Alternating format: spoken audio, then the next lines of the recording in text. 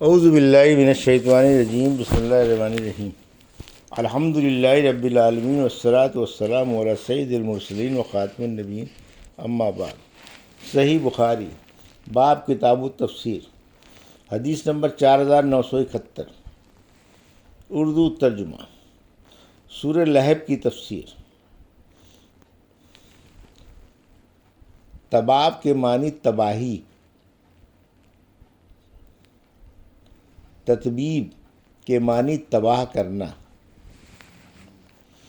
ہم سے یوسف بن موسیٰ نے بیان کیا، کہا ہم سے ابو اسامہ نے بیان کیا، کہا ہم سے اعمش نے بیان کیا، ان سے عمرو بن مرہ نے بیان کیا، ان سے سعید بن جبیر نے اور ان سے حضرت ابن عباس نے بیان کیا کہ جب یہ آیت نازل ہوئی، آپ اپنے قریشی رشتہ داروں کو ڈرائیے اور اپنے گروہ کے ان لوگوں کو ڈراؤ جو مخلصین ہیں، تو رسول اللہ صلی اللہ علیہ وسلم صفا پہاڑی پر چڑھ گئے اور پکارا یا صباحا۔ قریش نے کہا یہ کون ہے؟ پھر وہاں سب آ کر جمع ہو گئے۔ آن صلی اللہ علیہ وسلم نے ان سے فرمایا تمہارا کیا خیال ہے اگر میں تمہیں بتاؤں کہ ایک لشکر اس پہاڑ کے پیچھے سے آنے والا ہے تو کیا تم مجھ کو سچا سمجھو گے؟ انہوں نے کہا کہ ہمیں جھوٹ کا آپ سے تجربہ کبھی نہیں ہے۔ آن صلی اللہ علیہ وسلم نے فرمایا پھر میں تمہیں اس سخت عذاب سے ڈراتا ہوں جو تمہارے سامنے آ رہا ہے۔ یہ سن کر ابو لہب بولا تو تباہ ہو، کیا تو نے ہمیں اس لیے جمع کیا تھا؟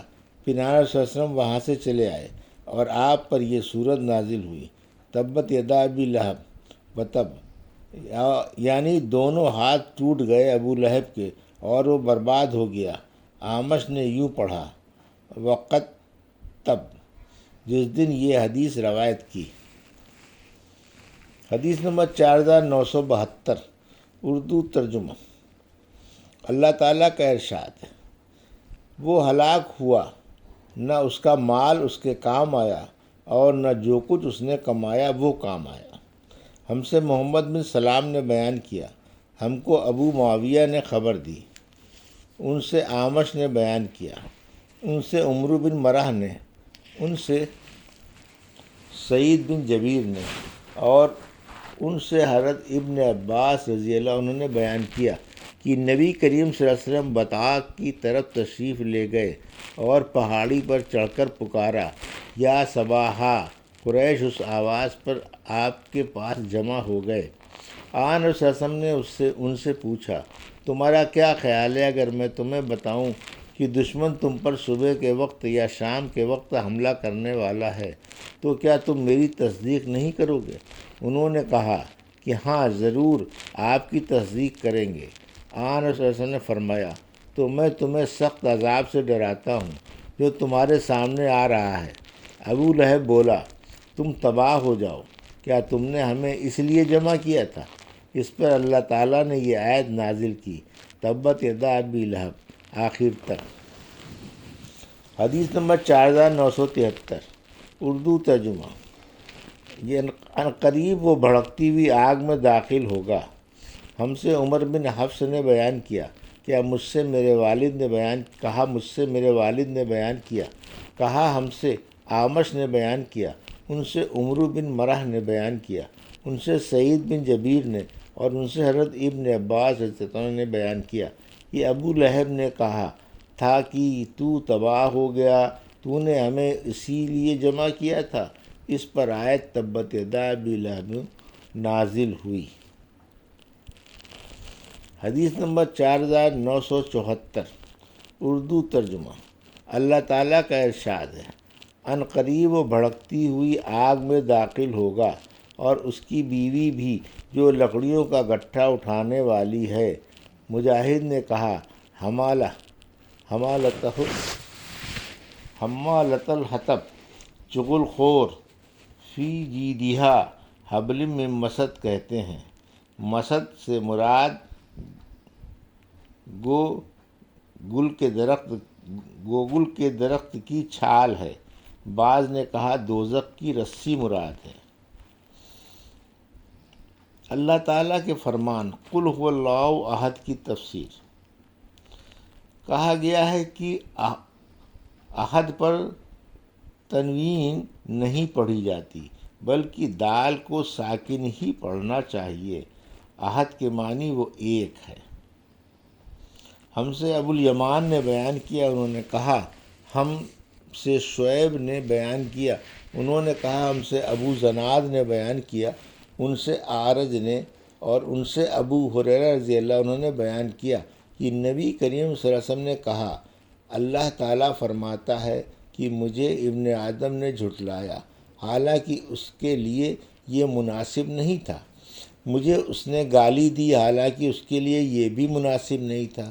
مجھے جھٹلایا یہ کہ کہتا ہے کہ میں اس کو دوبارہ نہیں پیدا کر دوں گا، حالانکہ میرے لیے دوبارہ پیدا کرنا اس کے پہلی مرتبہ پیدا کرنے سے زیادہ مشکل نہیں ہے۔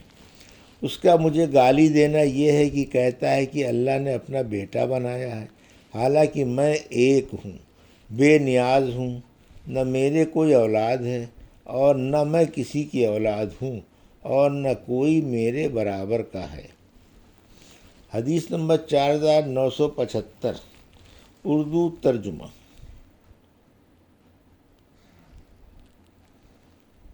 اللہ تعالیٰ کا ارشاد ہے، معنی اللہ بے نیاز ہے۔ عرب لوگ سردار اور شریف کو صمد کہتے ہیں۔ ابو وائل شقیق بن سلمہ نے کہا، حد درجہ سب سے بڑا سردار جو ہو اسے صمد کہتے ہیں۔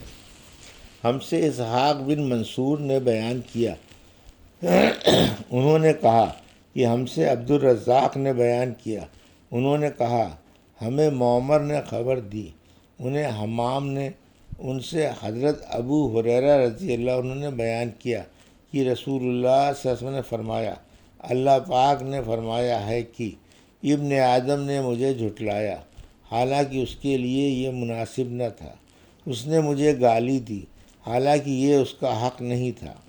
مجھے جھٹلایا یہ کہ کہتا ہے کہ میں اسے دوبارہ زندہ نہیں کر سکتا، جیسا کہ میں نے اسے پہلی دفعہ پیدا کیا تھا۔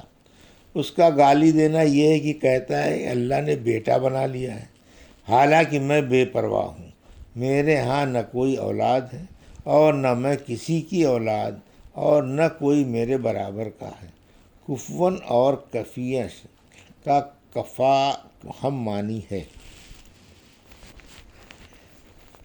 حدیث نمبر 4976، اردو ترجمہ۔ سورہ فلق کی تفسیر۔ مجاہد نے کہا کہ غاسق سے رات مراد ہے، اذا وقف سے سورج کا ڈوب جانا مراد ہے۔ فرق اور فلق کے ایک ہی معنی ہے۔ کہتے ہیں یہ بات فرق صبح یا فلق صبح سے زیادہ روشن ہے۔ عرب لوگ وقف اس وقت کہتے ہیں جب کوئی چیز بالکل کسی چیز میں گھس جائے اور اندھیرا ہو جائے۔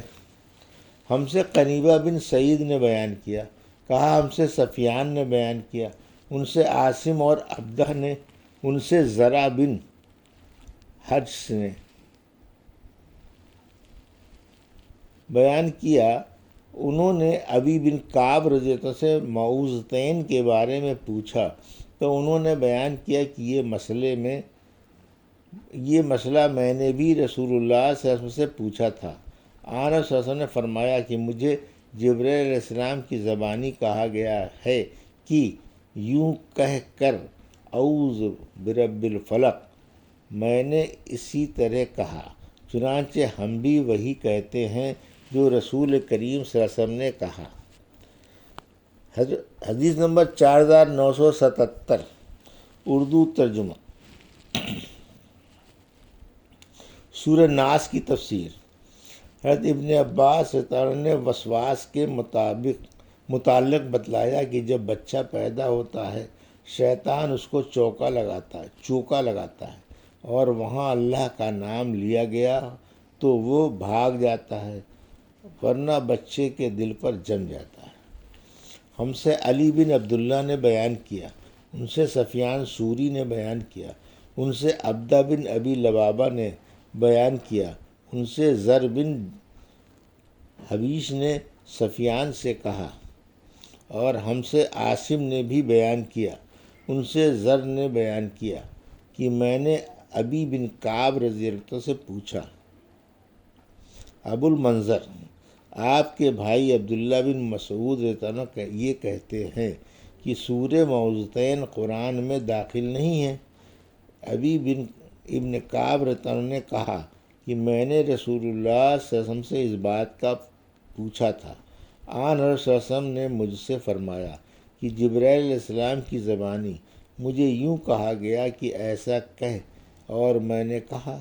ابی بن کعب رضی اللہ عنہ نے کہا کہ ہم بھی وہی کہتے ہیں جیسا کہ رسول اللہ صلی اللہ علیہ وسلم نے فرمایا تھا۔